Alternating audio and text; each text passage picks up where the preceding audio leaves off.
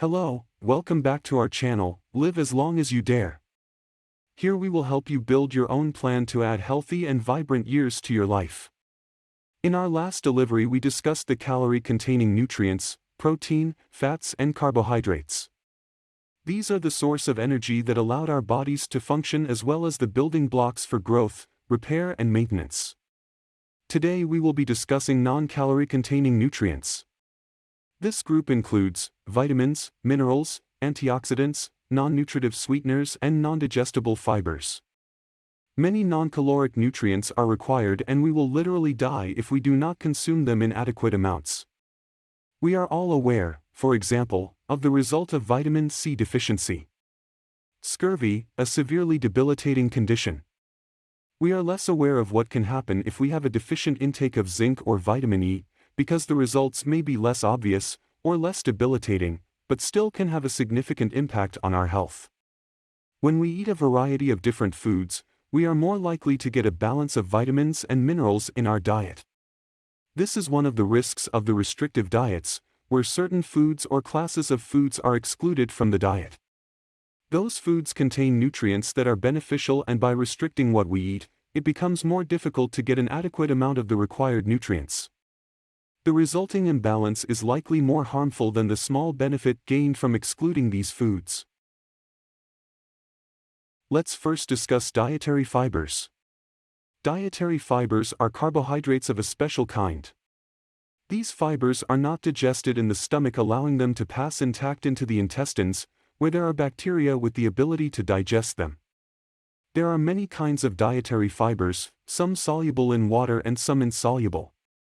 All fibers are beneficial to human digestion and health by feeding intestinal bacteria and by increasing the viscosity of food in the intestine, slowing absorption of nutrients across the intestinal wall. Different fibers feed different bacteria, so eating foods with a wide variety of fibers promotes both the quantity and diversity of our microbiome. Some functional dietary fibers, and where to find them, include the following. Inulin, found in wheat, chicory root and artichokes. Inulin is a soluble fiber and can cause a laxative effect and flatulence at high levels, especially if your microbiome is not capable. Taking BNO can help. Benefiber is a soluble fiber from corn dextrin. It has no flavor and dissolves in water, making it convenient to take. Since it is soluble, it presents the potential issue of causing flatulence.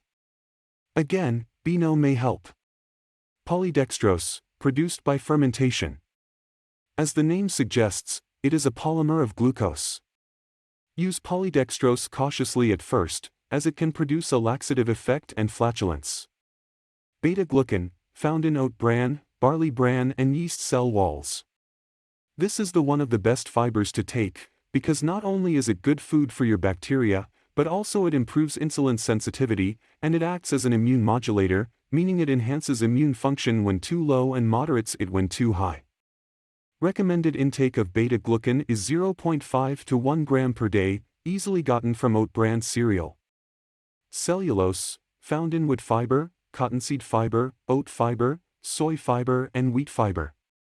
Pectin, found in fruits, especially in the skin of apples, oranges and grapefruit. Psyllium husk, the husk from a psyllium seed. It is over 80% fiber, comes in a flake or powder form, has a pleasant, grainy flavor and easily mixes in water.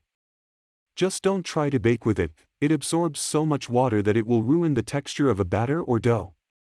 I find psyllium to be one of the easiest fibers to incorporate into my diet, with lots of benefits and minimal digestive distress. Sunfiber is partially hydrolyzed guar gum. It is still an insoluble fiber, but easily disperses in water. It is easy on the digestive system, easy to use and has no flavor. Since it is insoluble, it avoids the problems of causing laxation and flatulence that exist with soluble fibers. Wheat bran, found in whole wheat products.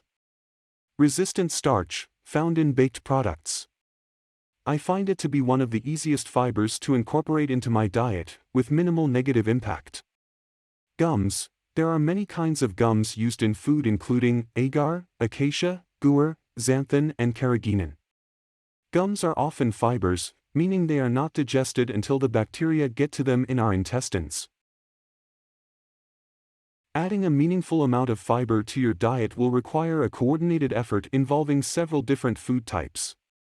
Beans have one of the highest fiber contents of any food at 7.5 grams per 100 grams. Whole grain products like whole wheat bread contain about 6 grams of fiber per 100 grams. Vegetables like asparagus, kale, collards, Brussels sprouts, or broccoli contain about 2.5 grams of fiber per 100 grams. Oat bran, walnuts, cocoa powder, and cinnamon are beneficial sources.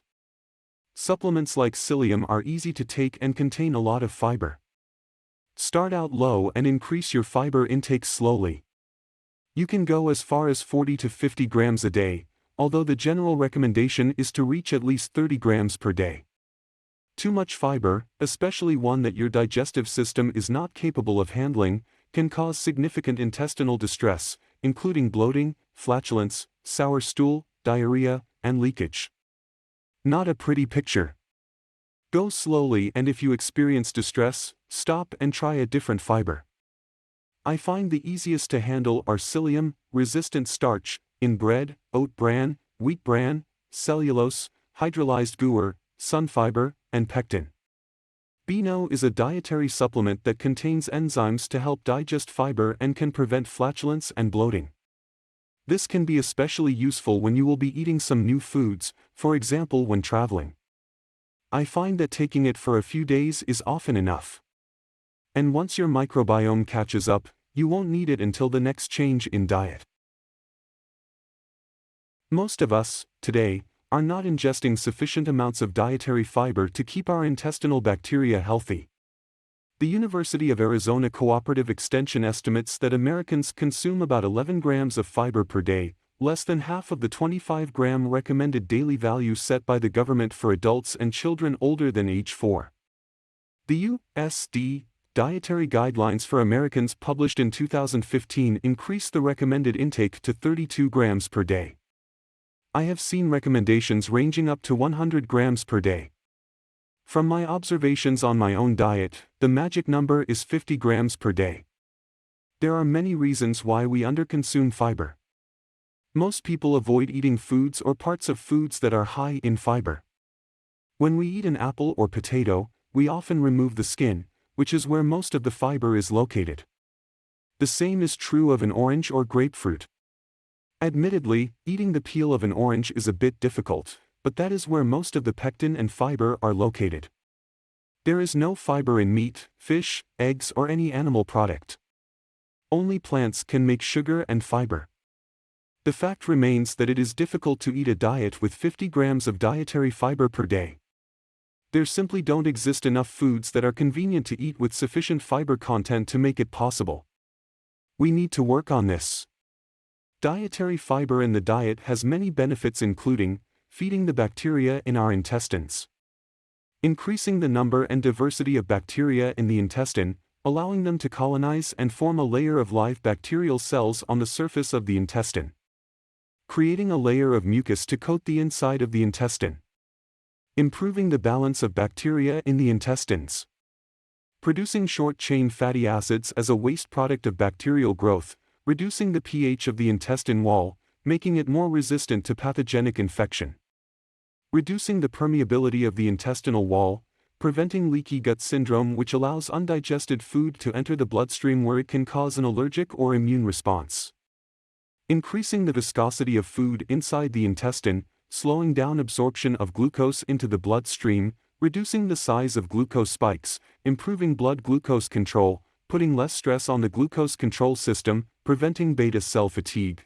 preventing insulin resistance and eventually diabetes, producing short-chain fatty acids that are absorbed into the bloodstream, improving the circulation of high melting point fatty materials such as LDL, VLDL, saturated fats and cholesterol, reducing the risk of heart disease, reducing blood pressure.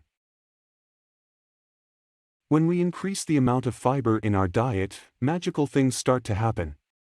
Things like losing weight and body fat, or improvements in blood chemistry, better control of blood glucose, reduced morning blood glucose fasting level, and a reduction in blood pressure. It is best to measure and keep track of your blood glucose and blood pressure as you move to increase fiber in your diet, to enable you to learn how to manage the change well. Blood glucose levels below 75 for extended periods can make you dizzy or faint. And blood pressure, if it drops too low, can also be an issue. We want these changes to happen but need to give our bodies time to adjust and manage properly. Measure and track. We urgently need to get dietary fiber back into our diets at sufficient levels to solve the diseases of the metabolic syndrome, including diabetes. Fiber is our friend. In our next video we will be reviewing more about non-calorie containing foods. Also we want to propose you a method to monitor your metabolism, so you can use it to learn how your own body reacts with the specific diet that you have and you can make the pertinent adjustments to reach your own goals. Please subscribe to the channel, hit the notification bell and the like icon so you won't miss our future deliveries and this information can reach more people. And remember to read Live as Long as You Dare by Len Heffick to get more detail. Remember it is available in Amazon in both printed and Kindle versions. Find the link in our comment area below. For now, let me thank you for watching this video and remind you: dare to live longer and better. You can do it. Start today.